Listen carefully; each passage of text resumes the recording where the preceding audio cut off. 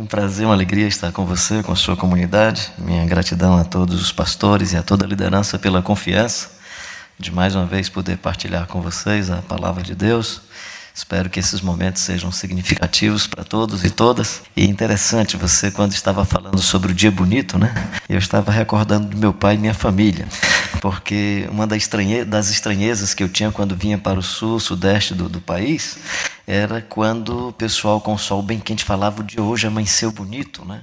Porque para nós lá, na ausência de chuva, quando começava a escurecer e aparecerem as nuvens, aí nós falávamos assim: puxa, como o dia hoje está bonito, né? Era aquele desejo de que a chuva chegasse. Então parece-me que o belo depende muito de como nós alimentamos a expectativa e o cenário do coração. De tal maneira que quando vocês dizem aqui que o dia hoje está bonito, né? Aí cumpre-se o que você estava dizendo, que todo dia é bonito. Porque eu chego aqui, o pessoal diz que o dia é bonito quando tem sol, quando eu vou lá para o meu Ceará, que aparecem aquelas nuvens, aí fica dizendo que é dia bonito. Eu comecei a me acostumar com todo dia bonito para o coração e a expectativa e a elaboração que cada um e cada uma vão fazendo aí dessa beleza da vida. Reafirmo o meu privilégio, me sentindo privilegiado, honrado de estar com todos vocês, com todas vocês. Primeiro, por poder compartilhar a palavra de Deus. É sempre uma honra, é sempre um privilégio muito grande.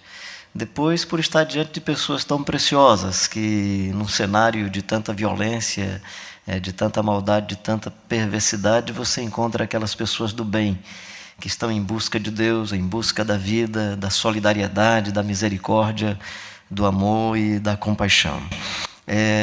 Quando o Marcelo me fez o primeiro contato para estar compartilhando aqui nesses dias, a ideia era de estar no dia 28 de julho, era uma espécie de conclusão de todo o cenário dos nossos estudos. Eu tinha me programado para fazer uma espécie de síntese, sem nenhuma arrogância, sem nenhuma pretensão, mas fazer uma síntese e uma visão panorâmica de todos os aspectos que vocês estarão estudando sobre a missão da igreja, sobre igreja, propósito e ação, vendo aí a dimensão da misericórdia, da evangelização, da edificação e da adoração. Então, com essa mesma expectativa, com esse mesmo propósito, eu vou tentar hoje, mesmo focando no final sobre a nossa ação de misericórdia, eu vou acrescentar a palavra justiça, misericórdia e justiça, estarmos atentos aos demais aspectos da missão, ou da explicitação da missão da igreja de nosso Senhor Jesus Cristo. E tomei como texto, que vocês poderiam até pensar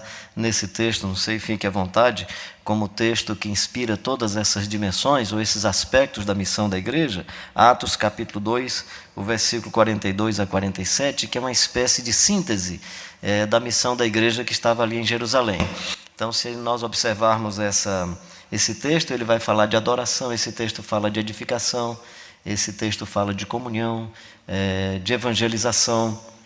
É um texto muito interessante, de alguma maneira é um resumo da missão e da vocação da igreja que estava ali no nascedouro do povo de Deus a partir do Jesus Cristo de Nazaré, especialmente em Jerusalém. Atos capítulo 2, versículos 42 até o 47. E perseveravam na doutrina dos apóstolos e na comunhão, no partir do pão e nas orações. Em cada alma havia temor, e muitos prodígios e sinais eram feitos por intermédio dos apóstolos.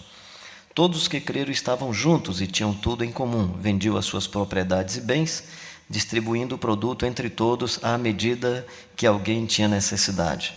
Diariamente perseveravam unânimes no templo, partiam o pão de casa em casa e tomavam as suas refeições com alegria e singeleza de coração, louvando a Deus e contando com a simpatia de todo o povo. Enquanto isso, acrescentava-lhes o Senhor dia a dia os que iam sendo salvos. Se assim, de maneira talvez mais didática, pedagógica, se você quiser imaginar a missão da igreja, ou todos os aspectos da missão da igreja, é só olhar para uma cruz, né? Pensar aí na parte superior da cruz a adoração, na interseção das duas madeiras a comunhão, na base da cruz a edificação, numa das asas da cruz a evangelização, na outra asa da cruz humanização e cidadania, responsabilidade sociopolítica ou misericórdia e justiça, como você se sentir melhor com esses termos. É muito evidente para nós e muito claro, muito explícito quando nós falamos de evangelização, me parece muito explícito quando falamos de comunhão, quando falamos de edificação. Eu tento dar várias frases para essa outra dimensão, esse outro aspecto da missão da igreja, quando diz respeito a humanização e cidadania, ou responsabilidade sociopolítica, ou misericórdia e justiça. Então nós vamos conversar um pouco sobre isso, mas não tem como a gente pensar sobre missão da igreja sem primeiramente entendermos o Deus todo, né? Entender que o Evangelho aponta para um Deus diferente de todos os ídolos que se manifestam em qualquer expressão religiosa. Então, nas Escrituras, nós vamos encontrar um Jesus Cristo que se revela, que se manifesta revelando o Deus que humildemente ama, um Deus que é soberano sobre todas as coisas, um Deus que é gracioso, um Deus que é profundo em misericórdia, um Deus que é rico em graça, é fecundo em graça, um Deus que se manifesta em amor, um Deus que se manifesta em justiça e um Deus que se manifesta em santidade. Ou seja, para pensarmos na missão toda, nós temos que entender esse Deus que é plenamente Deus, o Deus revelado no Jesus Cristo de Nazaré. Só dá para nós pensarmos em toda a missão se nós compreendermos o Jesus Cristo todo. É o Jesus Cristo Salvador, o Jesus Cristo Mestre, o Jesus Cristo Senhor, é o soberano sobre todas as coisas. Às vezes nós temos Jesus só como um mero Salvador. É aquele que nos socorre nas horas difíceis. Se com a tua boca confessares a Jesus como Senhor e em teu coração creres que Deus o ressuscitou dentre os mortos, serás salvo.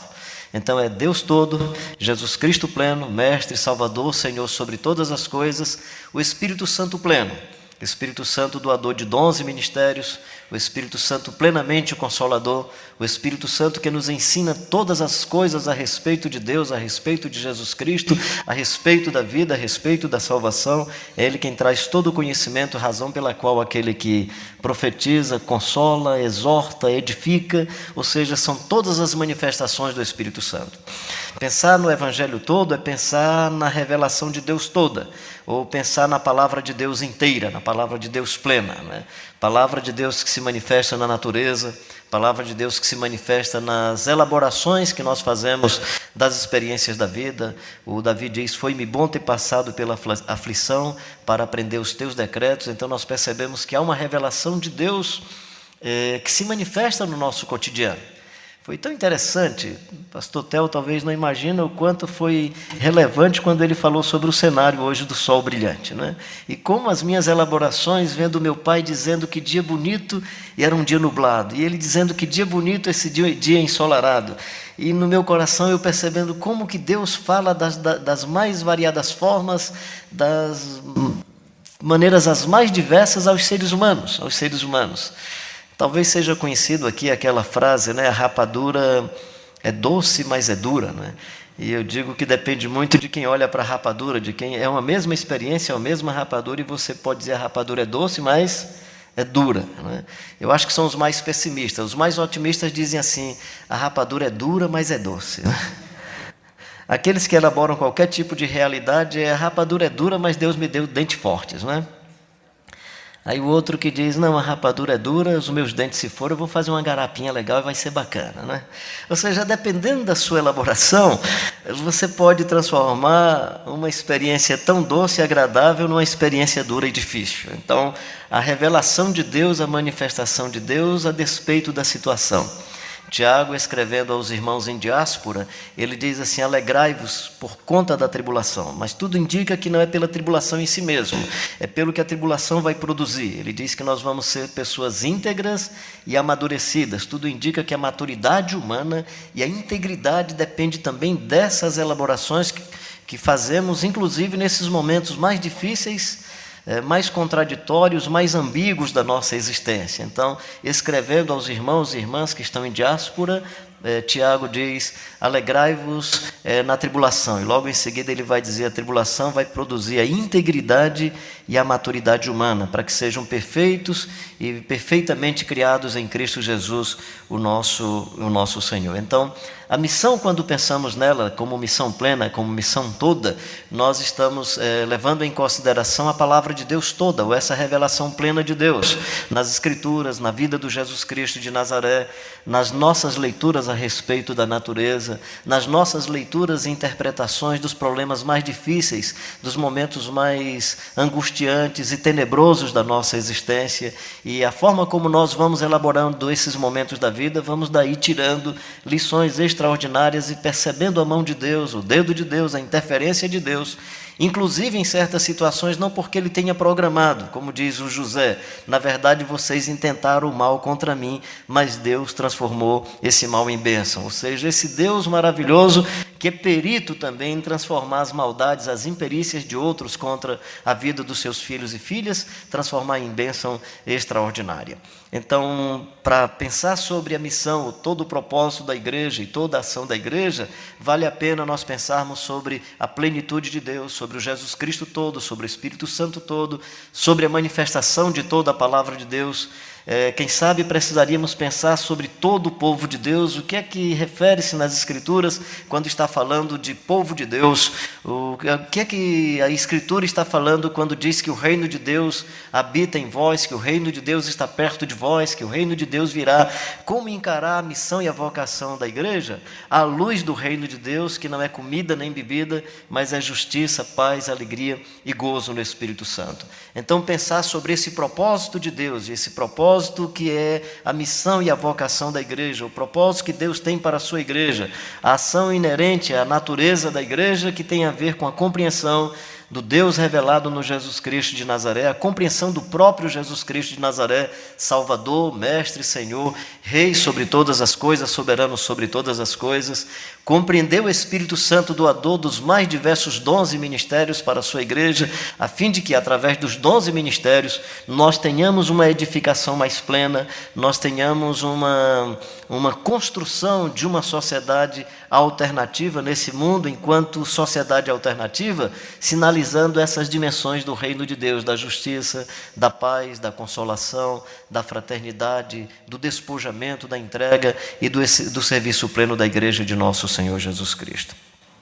Bem, dito isso, a gente pode começar a pensar sobre a missão da igreja. Eu vou fazer o seguinte: hoje pela manhã eu vou me deter mais rapidamente sobre a evangelização e a cidadania e humanização de maneira muito panorâmica, entendendo que nos domingos seguintes os irmãos e as irmãs estarão aprofundando mais cada um desses aspectos. À noite eu vou tocar nos aspectos mais inspirativos, que é a adoração, a comunhão e a edificação. Então, hoje eu vou me deter mais nessas duas asas da evangelização e da misericórdia e justiça, e claro, vou me deter muito mais na dimensão da misericórdia e da justiça, entendendo que isso requer um pouco mais da nossa elaboração racional, e aí hoje de manhã todos nós estamos aí com a mente bem tranquila, fica mais fácil da gente trabalhar esse tipo de elaboração e de memorização dessas ideias. Nós fomos convidados a viver em adoração a Deus. Por causa de Deus? Presumo que não, presumo que por causa de todos nós. Quando nós transferimos as nossas dimensões idolátricas para um objeto, isto significa que nós estamos coisificando todas as nossas relações. Ou seja, no momento que eu consigo transformar em objeto a minha relação com uma divindade, possivelmente eu estou coisificando todas as demais relações da vida. Esse é talvez um dos graves problemas da idolatria. Para mim, a idolatria não é o ciúme de Deus. Deus ficou chateado, Deus ficou agora deprimido porque eu não o adorei. Deus ficou triste porque eu não me aproximei dele. Deus ficou com a autoestima arrebentada porque eu não disse que ele é Deus maravilhoso, que ele é Deus eterno. E aí, por conta disso, Deus agora ficou triste, Deus está deprimido. Não, acho que a adoração não é esse ciúme no sentido de que Deus ficou chateadinho no canto da parede, chamando a atenção porque eu me voltei para outras divindades e Deus está com a autoestima arrebentada. Nada disso, Imagina só um Deus que fica alegre dependendo do meu humor, do seu e do meu humor. Deus seria um tipo de expressão emocional de uma variação tão tremenda quanto a nossa. Um dia estaria alegre, outro dia estaria triste. Tem certos ambientes assim que no momento do louvor, no momento chamado também de adoração, que eu vejo as pessoas dizendo: vamos adorar a Deus para alegrar o coração de Deus, né? Vamos adorar a Deus porque Deus se alimenta dos nossos louvores, né? Alguns cenários eu até imagino Deus olhando e dizendo: puxa, meu filho, eu estou agora com a autoestima bem melhorada, depois que você disse todas essas frases, que eu sou Deus grandioso, maravilhoso, a minha autoestima melhorou, estou bem, eu estava ruim hoje de manhã, acordei deprimido, mas depois de ouvir suas frases eu melhorei muito. Alguns cenários de adoração, me parece que nós estamos nos relacionando com um tipo de divindade deprimida, né?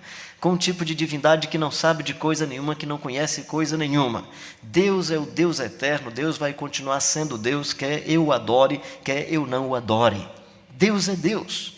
E Ele não vai ser mais Deus porque eu adorei, ou menos Deus porque eu deixei de adorar. Agora, eu corro o risco de, não adorando a Deus, e perdendo nos meus processos de relação idolátrica, e perdendo a minha compreensão de Deus, e perdendo a compreensão de Deus, eu vou danificando toda a minha dimensão e toda a minha formação antropológica, toda a minha formação humana. Daqui a pouco eu me relaciono com a divindade como se a divindade fosse um objeto, e nessa coisificação da divindade, eu também estarei coisificando todas as demais relações. E aí a relação pai e filho é uma relação coisificada, onde o outro é objeto dos meus interesses, é objeto da minha projeção. A relação esposa-marido, marido-esposa vai ser uma relação de coisificação. Daqui a pouco a igreja é também um objeto da minha satisfação. E eu venho para a igreja apenas para atender a minha satisfação, os meus interesses egoístas, na expectativa de que, vindo para a igreja, Deus vai me abençoar mais, eu vou ter mais coisas, eu vou ter mais prosperidade, e andando com Deus as coisas vão melhorar para mim. Ou seja, o alvo final, o objetivo final não é uma comunhão profunda com Deus, não é uma valorização da vida, não é uma percepção de andando com Deus, nós estamos nos reportando e nos projetando para o projeto mais original da nossa existência, que é sermos feitos à imagem e semelhança de Deus, e nessa aproximação com Deus nós resgatamos toda essa nossa dimensão humana. Da mesma forma como Jesus, que se fez gente, que se fez humano e habitou entre nós, cheio de graça e de verdade, vimos a sua glória como do unigênito do Pai, ou seja, foi na humanização de Jesus e foi nesse projeto encarnacional. Por mais ambíguo que seja, por mais contraditório que seja, por mais que seja um risco em que Deus se vulnerabiliza ao nosso jeito de viver, mas Ele é a expressão mais profunda daquilo que deve ser um ser humano. Jesus Cristo passa a ser esse exemplo. Se você não acredita nele, eu acho que todos aqui acreditam, mas até para aqueles que não acreditam, e é o Leonardo Boff que diz uma frase muito interessante: mesmo você que não acredita, se tomá-lo como arquétipo, vai ser importante para a sua vida. Ou seja, se você toma isso apenas como um projeto possível, já será interessante demais para a sua vida. Imagina aqueles que creem, aqueles que mergulham na confiança de que Ele não é meramente um arquétipo, Ele não é meramente um modelo, Ele é o Deus que se fez carne e habitou entre nós, cheio de graça e de verdade, e vimos a sua glória, glória como do unigênito do Pai. A Ele Deus deu o nome que está acima de todo nome, para que ao nome de Jesus se dobre todos os joelhos no céu, na terra e debaixo da terra, e toda língua confesse que Jesus Cristo é o Senhor, para a glória de Deus Pai. Sendo assim, tende em vós o mesmo sentimento que houve também em Cristo Jesus. Pois sendo em forma de Deus, não teve por usurpação o ser igual a Deus. Antes a si mesmo esvaziou-se, fez-se em figura humana, fez-se servo, assumiu a postura na escala social de ser servo entre os servos, né? Foi obediente até a morte e morte de cruz. Acho que esse modelo até morte de cruz é o que cabe a nós. E Deus lhe deu o nome que está acima de todo nome, aí já não é comigo nem com você. Razão pela qual nós imitamos Jesus até a sua morte. Daí para frente cabe a Deus ressuscitar-nos, algum tipo de glorificação junto ao Pai. Não tenho nenhuma expectativa sobre isso, mas respeitando os textos bíblicos, estou apenas citando-os, mas dizendo para todos nós que o nosso propósito é andar como Ele andou e viveu como Ele viveu, apenas para sermos humanos. Então a adoração nesse sentido é a possibilidade estratégica de resgatarmos a nossa humanidade. Porque a nossa adoração é semelhante à adoração do Jesus Cristo de Nazaré. Aí a adoração não depende do que dizemos em culto, do que falamos em nossos cultos, não depende das nossas frases. A adoração é muito mais do que frases e expressões de louvor, se bem que elas são também uma forma de adoração. Mas a adoração é, acima de tudo, aquilo que somos. Nós adoramos quando manifestamos Deus a partir daquilo que vivemos, com vida, palavras, obras e aceitação das manifestações sobrenaturais de Deus. É diferente você fazer milagres ou você aceitar o milagre, porque o milagre pertence a Deus, não pertence a minha ou a sua técnica. O milagre é uma invasão de Deus a despeito de nós. O milagre é uma ação de Deus a despeito de nossa presença, a despeito da nossa descrença, inclusive. O milagre não é fruto da nossa crença. O milagre é fruto da graça, da misericórdia e da bondade de Deus. O milagre não é fruto do meu jeito, da minha fé, da minha interferência, da técnica de manipulação da divindade.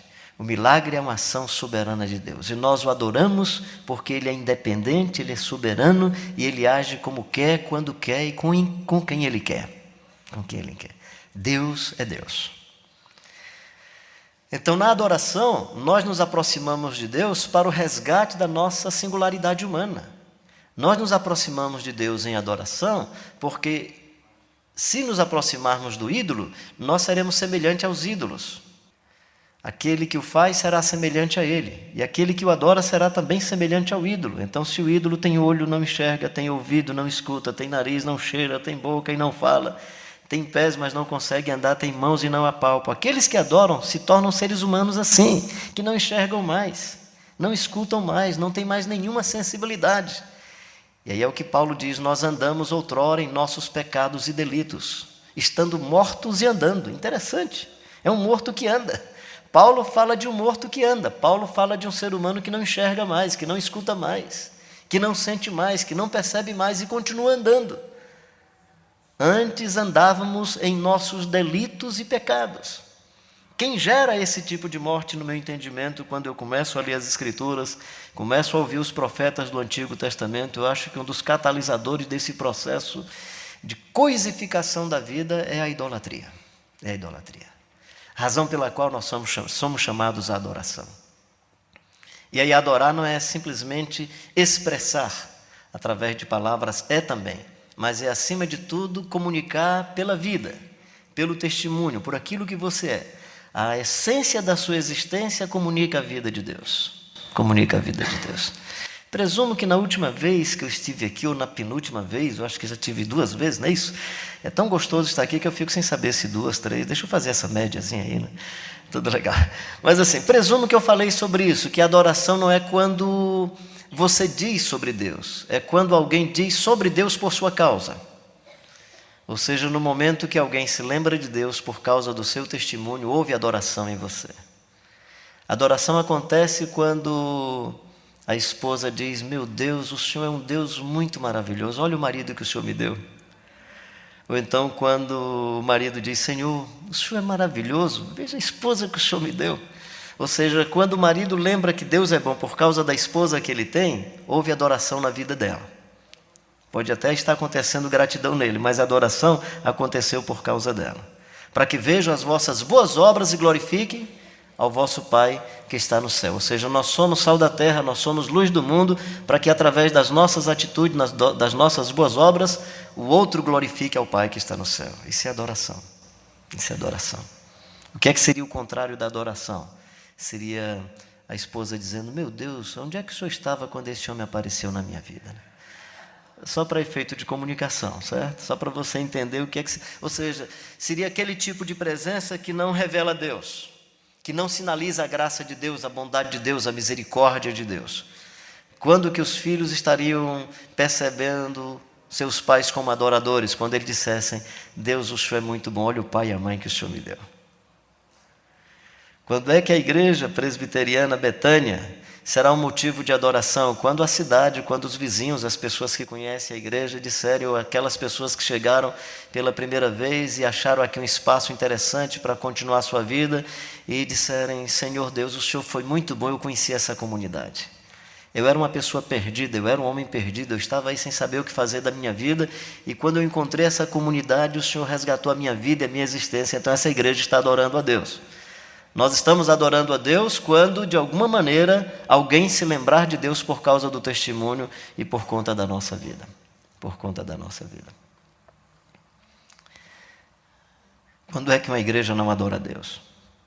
quando ela for arrebatada, em alguns casos, se for arrebatada, né? Em sendo arrebatada, quem diz aleluia é o vizinho. Ah, glória a Deus, eles foram embora. Aí eu acho que ela não é motivo de adoração a Deus. Adora a Deus a comunidade que, em saindo do ambiente, as pessoas vão dizer, fez falta. É dessa dimensão, ou desse aspecto da nossa missão, que surgem os outros aspectos da missão. Aí surge a edificação, a evangelização, misericórdia e justiça. Todas as outras dimensões da nossa vocação e da nossa missão são desdobramentos dessa nossa comunhão com Deus. E é a partir dessa comunhão que esses desdobramentos ou esses aspectos da missão vão se manifestar de maneira mais pura, de maneira mais, digamos, com a pureza e com a essencialidade do Evangelho do Jesus Cristo de Nazaré. Quem sabe nós precisaríamos descobrir mais isso. No momento de tanta leviandade, seja com Deus, seja com as Escrituras, seja quando nos referimos ao Jesus Cristo de Nazaré, precisaríamos olhar para essa igreja que nós lemos sobre ela, que é a igreja em Jerusalém, e dizer, eles tinham temor a Deus. Eles tinham temor a Deus. Não confundir o temor a Deus com todo o respeito litúrgico. Eu acho que a liturgia também merece, para a pedagogia do nosso aprendizado, ela tem seus aspectos pedagógicos interessantes, seja na sua estética, seja na sua formatação, mas esse temor a Deus que mexe com o profundo do nosso coração, que toca a boa ética, que mexe com as dimensões mais intensas e mais profundas da nossa alma, tinham temor a Deus. Em cada alma havia temor. Em cada alma havia temor. Não se aproximavam de Deus com leviandade, fosse nas suas orações, nos seus momentos devocionais, no seu cotidiano, no momento que fala de Deus, no momento que comunica o Evangelho. Você não sabe como perturba a minha alma quando Paulo diz assim, mesmo que nós, ou um anjo vindo do céu, vos pregue outro Evangelho que não seja o que eu tenho anunciado a vocês, seja considerado anátema. Como isso mexe comigo? Todas as vezes que eu vou anunciar o Evangelho, fazer uma reflexão bíblica, eu olho para esse texto e dentro do meu coração vem essa tensão. Sou eu mais um dos que Paulo está dizendo que pregue outro Evangelho, não acredito nisso, né? Então, de um lado, quero fazer isso com muita reverência, com muito temor e tremor a Deus, mas ao mesmo tempo com um senso crítico, de que é possível, olhando para a vida do Jesus de Nazaré, olhando para essas comunidades que aí estavam, pensar a missão da comunidade do povo de Deus. Saindo um pouco da adoração, outro tema que nós vamos estudar em nossa comunidade aqui durante esse mês é sobre a edificação. Eu queria tomar a edificação hoje muito mais como o processo de desintoxicação de todo o nosso mundanismo. Ou seja, viver numa comunidade onde eu possa me desintoxicar das mazelas e das maldades que foram sendo construídas no meu processo histórico. De tal maneira que aí nós precisamos também, como comunidade, fazer uma avaliação da nossa conjuntura, das nossas relações sociais. Ou seja, se o arquétipo de observação social que temos é Jesus Cristo e a primeira geração de discípulos, perguntarmos-nos se quando nós estamos nos reunindo, nós mantemos esse arquétipo, né? Eu acho muito bonito isso no Jesus de Nazaré. As pessoas que estavam à margem da sociedade, que não eram acolhidas, na sua sociedade elas eram priorizadas. Nem se fosse como citação. Ou seja, as crianças que não eram contadas passam a ser prioridade no reino de Deus. Quando fala sobre a multiplicação dos pães, diz sem contar mulheres e crianças. 5.000 homens, sem contar mulheres e crianças. Ou seja, as crianças não eram contadas, né? As mulheres não eram contadas. E aí quando Jesus chega, esse tipo de gente passa a ser prioridade. Deixai vir as minhas criancinhas e não as impeçais, porque das tais é o reino dos céus. É não confundir o infante com a criança, né? O infante é aquele que obedece de maneira cega. Com todo respeito ao mundo militar, mas o infante é o cara da infantaria. Sentido, sentido. Continência, continência. Vou ver, e simplesmente obedece a todos os comandos sem nem perguntar por quê. A criança não, a criança se aventura. A criança chora profundamente. A criança abraça mesmo depois de uma irritação. A criança acolhe na sua singeleza mais profunda. A criança está descobrindo cenários, o seu pequeno córtex, né, vai tentando redesenhar a vida, interpretar tudo o que está acontecendo no seu entorno, perceber cheiro, perceber as cores, identificar familiares, as pessoas mais de perto, esse ato de se desafiar para a vida, de redescobrir a existência, que essa dimensão de criança esteja sempre em todos nós, aprendendo, aprendendo, aprendendo. Sejamos aprendizes de manhã, tarde e noite, o tempo todo. Discípulos do Jesus Cristo de Nazaré. Ou seja, o discípulo é o homem e a mulher que está continuamente aprendendo. E aprendendo da vida do Jesus de Nazaré. E desintoxicando-se dessas mazelas que foram sendo construídas por outras pressões sociais que não dizem respeito ao reino de Deus. Hoje eu estava conversando sobre a história da peregrinação, né? Essa história de peregrinar, e eu me comunicando esse mês, parece-me que vamos ter mais de 25 peregrinos e peregrinas. Eu digo que esse negócio não é mais peregrinação, agora é piquenique, né? Virou piquenique, né? Mas vão várias pessoas comigo, né? E compartilhando algumas ideias de como é que é a mala do peregrino, né? Não é nem mala, é reduzida a mochila. Às vezes mochila pequena, né? E é muito interessante, porque quando você pensa numa peregrinação e você pensa em roupa, você se relaciona com proteção. Preciso levar que tipo de roupa? Se fizer calor, se não faz calor, pode ser roupa assim e tal, né? Leva o protetor solar. Até quando o pessoal pergunta, Carlinhos, que tipo de chapéu é bom? Eu digo, olha, é bom chapéu de palha, porque ele tem um ventinho que entra assim, é arejado e tal, né? E é interessante que toda pergunta sobre a roupa que leva tem a ver com proteção. Em outros espaços, a nossa roupa tem a ver com representação. Mas nós somos peregrinos. E nós temos que estar muito mais preocupados com proteção e cuidado com a nossa existência do que com a representação. Isso é um dos sinais extraordinários do Evangelho de Jesus Cristo de Nazaré. É que nós não precisamos representar nem ser reconhecido pela conta bancária, pela imagem pública, pelos títulos. Nós somos reconhecidos porque somos seres humanos feitos à imagem e semelhança de Deus. E a igreja é esse espaço onde nós nos sentimos protegidos dessas outras imagens. Por isso que a igreja é o espaço onde nós nos desintoxicamos dessas pressões que sofremos durante a semana.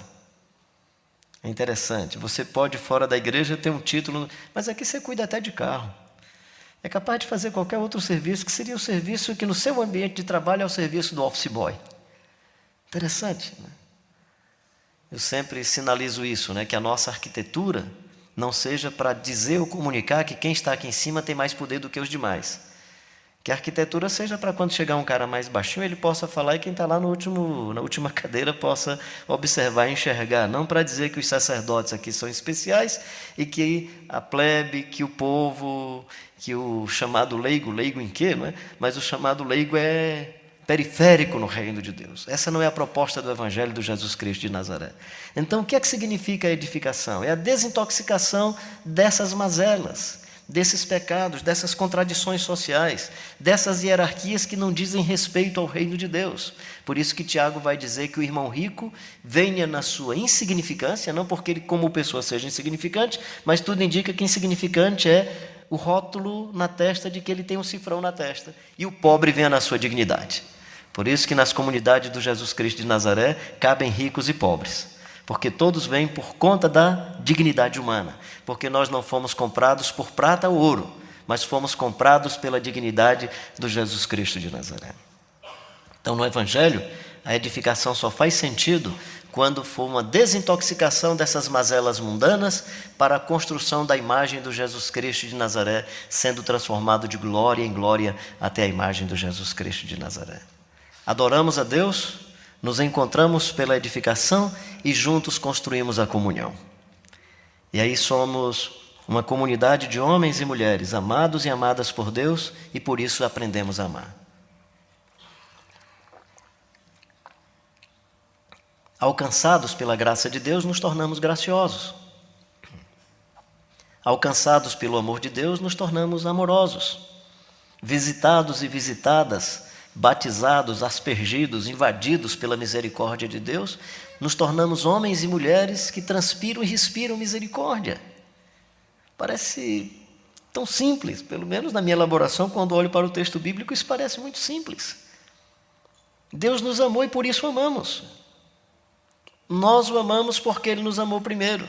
E nós amamos as pessoas porque fomos alcançados e alcançadas pelo amor de Deus. E aí, como refluxo, você simplesmente ama. Não há nenhuma obrigação em amar. Não há nenhuma obrigação em ser gracioso e ser graciosa. É refluxo. É fonte. Quando eu leio Tiago capítulo 3, isso me impressiona. Tiago capítulo 3 nos convida a termos controle da língua. E diz que nós conseguimos controlar um leme, um navio com um pequeno leme, um barco com um pequeno leme. Conseguimos controlar um equino, um animal qualquer com a rédea. Mas não conseguimos controlar a nossa língua. Mais adiante ele diz uma coisa muito interessante. Ele diz, não pode a fonte produzir água doce e água amarga. Ou ela produz água doce ou produz água amarga. Não pode a parreira produzir figos, nem a videira produzir uvas. A parreira produzir uvas e a videira figos, não é isso? É isso. Não pode a videira produzir figos e a parreira produzir uvas. Seu sinal aí foi legal, comunicou bem. Não pode a videira produzir figos e não pode a parreira produzir uvas. Ele diz, a fonte só produz coisas boas, ou só produz coisas más. Então, quando eu olho para esse texto, tudo indica que não é fique preocupado com a sua língua, não é fique preocupado com o que você fala, é preocupe-se com a sua fonte. Eu estava em Fortaleza, o pastor Russell Shedd estava falando para pastores, e nessa mesma época eu estava estudando esse texto de Tiago. E foi impressionante aquele momento com a minha percepção de Tiago e o que estava acontecendo naquela ocasião. Ele já tinha falado, eu acho que uns 50 minutos. E só dizia coisas que animavam a minha alma, que confortava meu coração, que me exortava, que me edificava. Era só o tempo todo palavra de vida, palavra de Deus. Eu fiquei impressionado e dizendo o seguinte, esse cidadão não precisa se preocupar com a língua, a fonte dele é muito boa. Ou seja, sempre que ele abrir o coração e sempre que ele tentar articular com as palavras o que está no coração, vai sair palavras de vida eterna. Jesus diz, quem crê em mim, como diz as Escrituras, do seu interior fluirão rios de água viva. Essa é a fonte. Então, a edificação é uma vivência contínua na comunidade, através dos dons e ministérios, para que todos nós, sendo desintoxicados de todas as mazelas mundanas que faziam parte da nossa existência, agora possamos transpirar de maneira bela e bonita a vida do Evangelho do Jesus Cristo de Nazaré. Então, de maneira assim rápida, eu queria só colocar isso sobre a edificação. A evangelização é, em vivendo essa dimensão da edificação e da comunhão, nós possamos expressar com a vida palavras, obras e sinais aos outros ou aos de fora. O texto bíblico vai sempre considerar isso. Ele vai chamar uns que fazem parte do povo de Deus, da comunidade do Jesus Cristo de Nazaré. Você pode entender isso como sendo uma discriminação. Eu acho que o Evangelho de Jesus ele é inclusivo, mas ele é também seletivo, não tem jeito. Tem aqueles que andam na luz e os que andam nas trevas. Tem aqueles que andam com Jesus, os que andam sem Jesus. Tem aqueles que vivem fazendo o que Paulo vai chamar de obras da carne, que destrói a vida, que maltrata as pessoas, que é uma afronta a Deus, que é uma afronta a toda a nossa convivência social. E aqueles e aquelas que ele vai chamar de filhos da luz, que são astros como luzeiro no mundo. Ele vai chamar de sal da terra, ele vai chamar de luz do mundo, vai falar de uma lâmpada colocada no velador, de cidade edificada sobre a montanha, e tudo indica referindo-se a esses filhos e filhas de Deus, que de maneira ambulante, pela vida, pelas palavras, pelas manifestações sobrenaturais de Deus, sinalizam às pessoas a graça de Deus, a bondade de Deus, o amor de Deus. Isso é evangelização. Isso é evangelização. É aquilo que falamos ou comunicamos com a nossa vida, e com a decodificação que fazemos daquilo que aconteceu em nossos corações. Alguns decodificam bem, às vezes decodificam melhor. Outros não, outros desfrutam dessa bênção. Você pergunta, ele é mistério, irmão. E é mistério mesmo, e acabou-se. E não consegue, graças a Deus, alguns conseguem explicar. Se você olha Paulo explicando sobre a sua conversão, escrevendo a carta aos Romanos, a carta doutrinária que ele escreve à igreja que está em Éfeso, né? Você vai perceber nos relatos do Pedro algumas limitações na forma literária de comunicar, mesmo que trazendo verdades profundas e semelhantes. Você vai observar a peça literária do Tiago, é uma peça literária extraordinária. Então, essa limitação de explicar melhor, aí vai depender da habilidade. Você pega o evangelho que Lucas escreve sobre Jesus de Nazaré, um médico tem diagnóstico, se você observar, há uma pesquisa a priori, investiguei, consultei pessoas, fui atrás daqueles que andaram com Jesus, há toda uma descrição. Não significa que os outros não fizeram a mesma coisa, mas não explicitaram da mesma maneira. Então, essa ideia de comunicar o evangelho, a gente comunica com a vida e comunica com palavras. Alguns vão com palavras comunicar bem para valer. Outros não, mas vão comunicar. E essa é a beleza da evangelização, é que você pode comunicar com a sua vida, com o seu testemunho. A dificuldade que nós temos hoje, eu presumo que essa é uma dificuldade, é que nós confundimos o protestantismo com o Evangelho de Jesus Cristo, nós confundimos alguns segmentos católicos como sendo o Evangelho do Jesus Cristo de Nazaré. No período da colonização era assim mesmo, aqueles que chegavam se achavam os donos da salvação. Pela antiga premissa do mundo católico, você é salvo por Jesus Cristo e pela Santa Igreja Mãe, ou seja, se a criança, filha do nativo, não passava pelo processo do batismo, ele era considerado uma pessoa distante de Deus, usando o termo que eu não gosto muito, mas ele era considerado um pagão, e aí foram dizimando toda a nossa sociedade, destruindo aí toda a América Latina, fosse o cristianismo de perfil protestante, fosse o cristianismo de perfil católico, que em algumas situações trouxeram muito mais as culturas e o jeito de ser das suas nações do que a evangelização, inclusive. Então, nós precisamos, nesse contexto, discernir a evangelização. O que é o anúncio do Evangelho do Jesus Cristo de Nazaré? Os missiólogos dividem a evangelização em 3 itens, o que eles chamam de E1, E2 e E3. O E1 é o que eles chamam de evangelização que você faz para o seu vizinho, para o amigo da sua casa, vizinho da sua casa, para o amigo da escola, para o amigo da universidade. Ou seja, você no mesmo ambiente social, econômico, sem precisar se transpor, sem muito deslocamento, você consegue conversar sobre Jesus com alguém. Isso é o que é chamado de E1. Por exemplo, o movimento no Brasil chamado de Atletas de Cristo, onde o atleta evangeliza o outro atleta. Isso seria uma espécie de E1. Ele não precisa sair nem do seu ambiente de trabalho. Ali mesmo ele conversa com seus amigos e amigas e anuncia o Evangelho de Jesus. O E2 seria aquele tipo de comunicação do Evangelho, onde você sai de casa.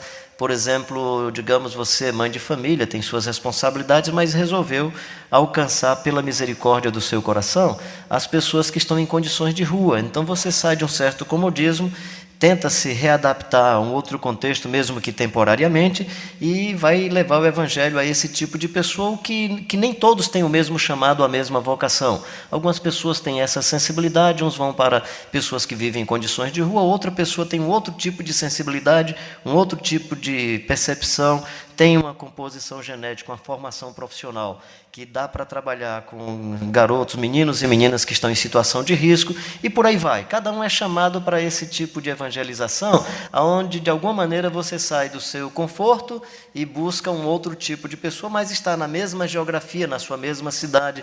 Você não precisa aprender de uma outra etnia, você não precisa aprender de uma outra cultura, não precisa aprender de um outro idioma. Que aí já é o que eles vão chamar, os missiólogos vão chamar de E3, que é a missão transcultural, ou seja, todos nós evangelizamos, seja em missão transcultural, seja fazendo essa evangelização onde eu saio do meu conforto e na minha mesma cidade, ou no ambiente do meu país, eu me desloco para alcançar esse outro tipo de pessoa, seja a evangelização que é evangelizar os seus amigos, vizinhos, vizinhas, amigos de trabalho. Eu estava falando há poucos dias sobre esse assunto e um rapaz me chamou a atenção depois que eu fui saindo. A gente estava assim no bate-papo. Ele disse: Pastor Carlinhos, faltou o E0. Você falou de E1, E2, E3, faltou o E0. Eu disse: o que é o E0, cara? É a evangelização da igreja evangélica brasileira. E eu acho que ele tinha razão.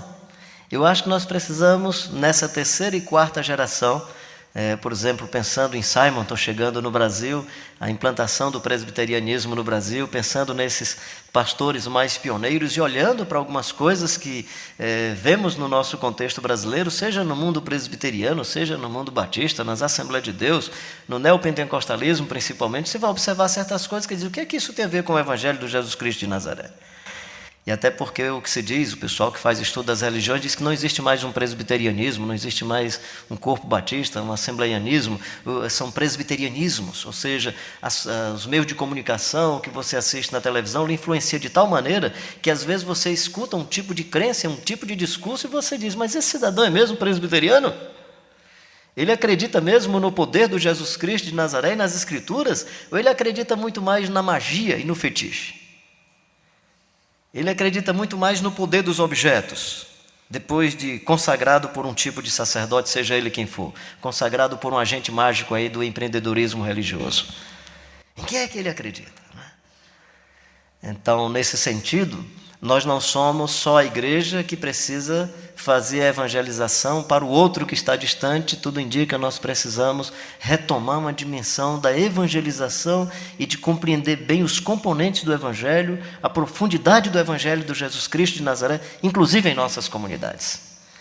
Se não para consolidar a salvação, pelo menos para aprofundar a compreensão a respeito de Jesus e do seu Evangelho.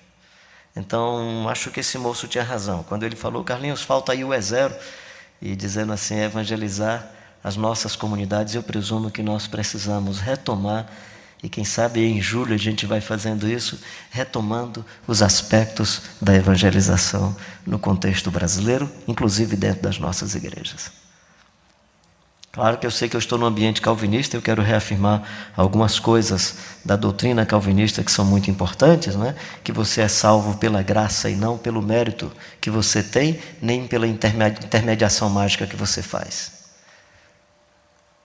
Foi Deus que acolheu você. Ninguém vai ao Pai se o Filho não o trouxer. Eis que estou à porta e bato, a iniciativa é dele. Claro que a resposta é sua. Mas Deus nos acolheu por conta da sua graça.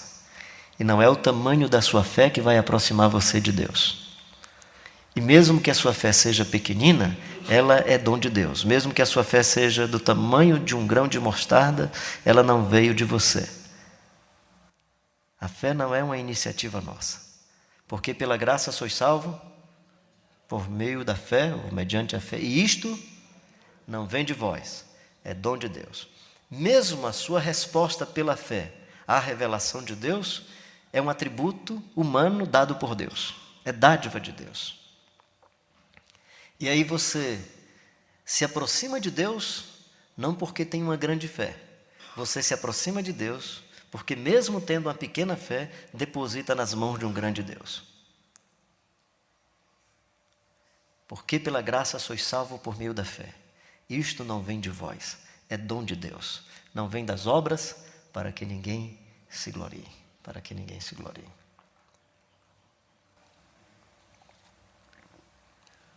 De um lado, nós comunicamos o Evangelho com testemunho, com a elaboração que fazemos daquilo que aprendemos. A palavra testemunha no Novo Testamento tem dois sentidos, é o mártir e o martiria. O mártir é aquilo que somos. Então, quando diz: sereis minhas testemunhas, tanto significa mártir quanto martiria. Mártir é o que somos, martiria é o que comunicamos. E não dá para comunicar além daquilo que somos, porque o outro acredita no que você é, e não somente no que você diz. E o ser humano tem essa capacidade extraordinária de decodificar o que somos. Temos isso desde a infância. Desde a infância. Por isso que as crianças às vezes olham assim na sua sinceridade e dizem: eu não elaborei ainda bem essa fisionomia.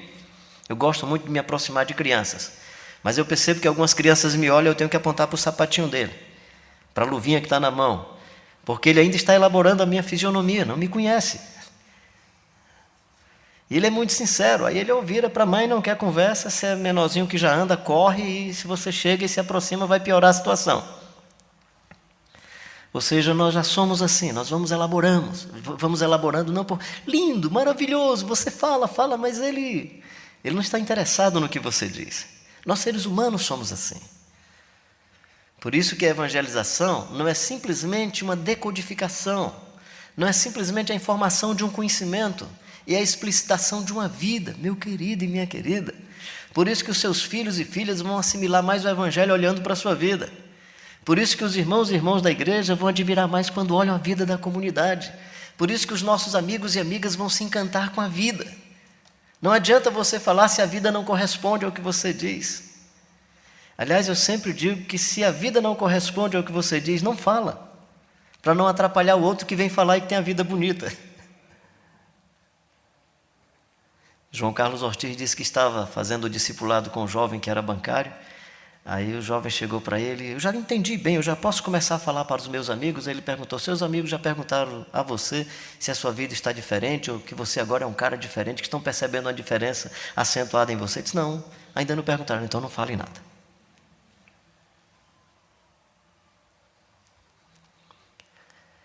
Qual é o outro braço da comunicação bela do Evangelho? A misericórdia e a justiça, a filantropia, o acolhimento de pessoas que estão em situação de miséria e catástrofe. Então, socorrer pessoas no Haiti, no momento de catástrofe, é uma tarefa nossa. Socorrer pessoas nas suas limitações é uma tarefa nossa. Qual a limitação dessa tarefa? A limitação dessa tarefa é, primeiro, provocar inércia e apatia na pessoa carente. Uma pessoa que agora não sai mais do canto porque tem gente socorrendo. Qual é a outra limitação desse tipo de tarefa? É o que Jesus diz: quando a sua mão direita fizer uma filantropia, não permita que a esquerda esteja aplaudindo. Jesus está dizendo mais ou menos o seguinte: cuidado para não tirar proveito pessoal institucional com a filantropia, porque todas essas ações, elas podem gerar muito mais a promoção do agente compadecido do que a pessoa necessitada. Razão pela qual, às vezes, nós falamos assim: nós vamos fazer filantropia porque os outros também fazem e o mundo precisa saber que nós fazemos. Não, isso é tirar proveito da miséria do outro. É vender o vidro de perfume para dar aos pobres, não porque os pobres precisavam, mas porque ou o Judas queria ficar com o dinheiro ou queria promoção pessoal. Não quero aqui entrar no mérito da cesta básica ou não, da Bolsa Família, coisas dessa natureza, mas apenas dizer que tende a promover muito mais quem faz do que a pessoa assistida. Esse é o grande risco da filantropia.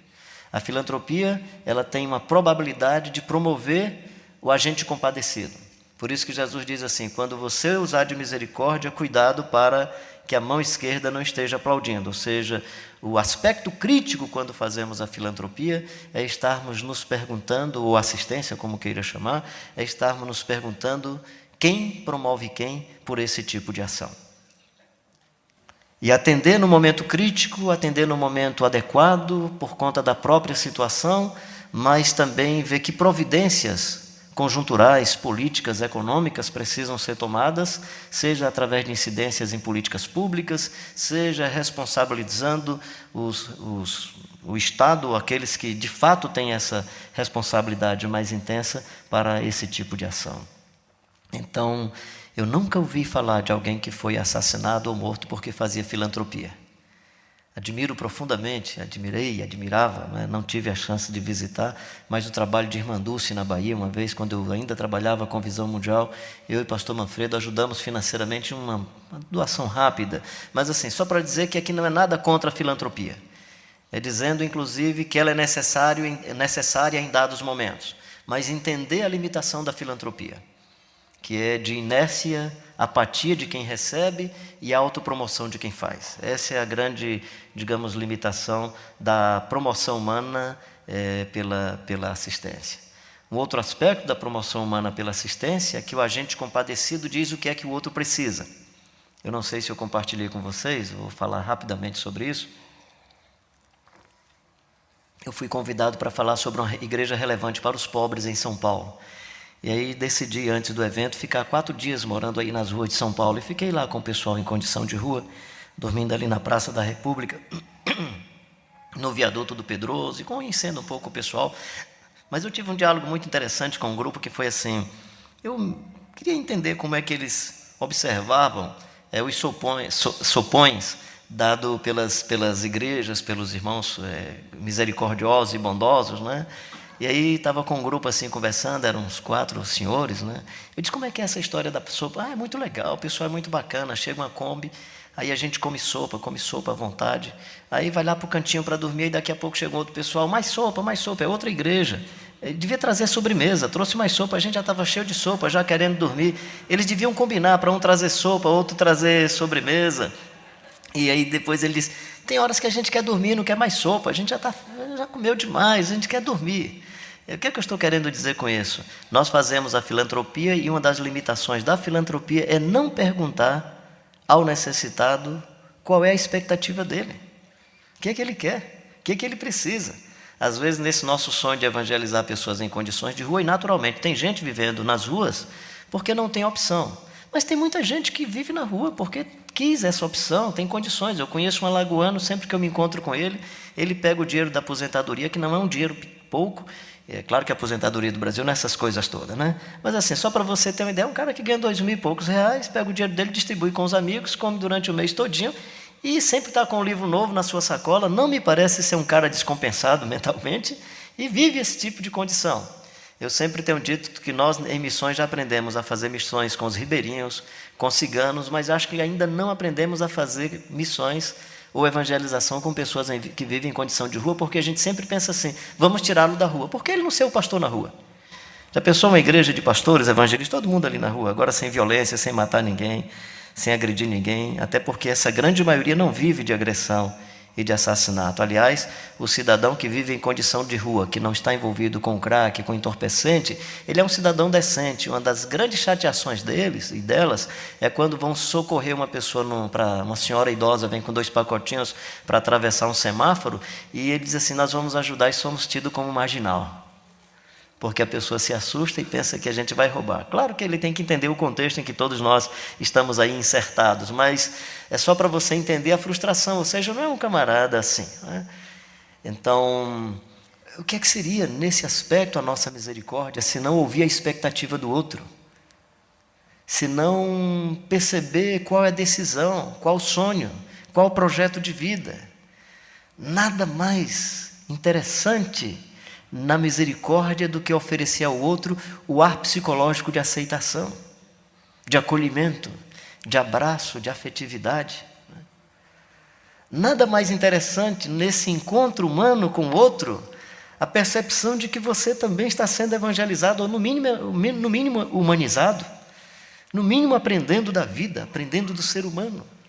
Então a misericórdia passa por esse resgate da nossa humanidade em diálogo com a humanidade do outro.